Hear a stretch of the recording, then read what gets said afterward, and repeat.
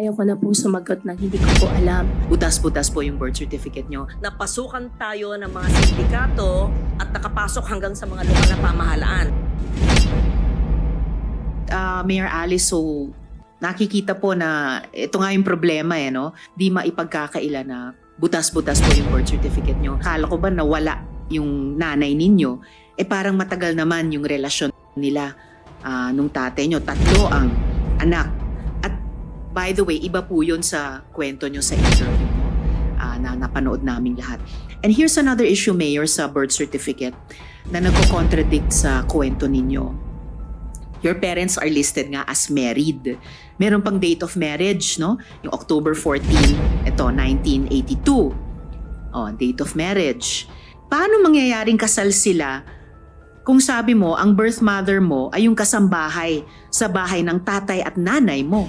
Your Honor, as much as possible, ayaw ko na po sumagot ng hindi ko po alam.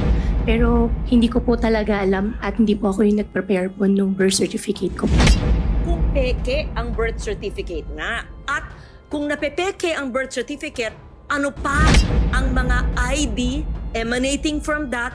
O di pwede na sila mag-SSS, GSIS, pag-ibig, may-ari ang lupa, etc. So napakaseryosong bagay ito. Napasukan tayo ng mga sindikato ng malaking bansang yan at nakapasok hanggang sa mga lokal na pamahalaan. The first fraud that is proliferating po, honorable senators, ay ito po yung pagtamper doon sa ini-issue natin na document sa ating mga PSA outlets. So ito po yung pinaka-frequent na fraud. The other kind of fraud is fraud at the source.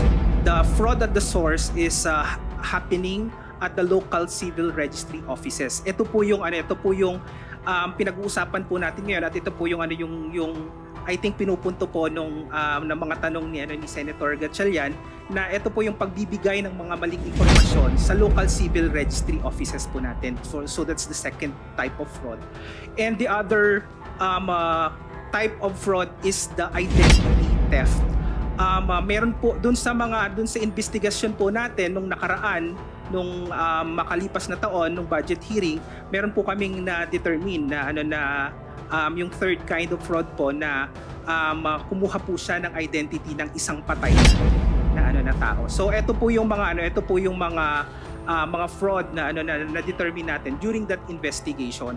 And as to the investigation on the personnel, tinitingnan po natin ang ating mga kawani sa ating ahensya kung meron po talaga po tayo na pwede nakasuhan na mga kawani na lumabag po sa kanilang mga tungkulin at sa kanilang mga responsibilidad sa ating ahensya.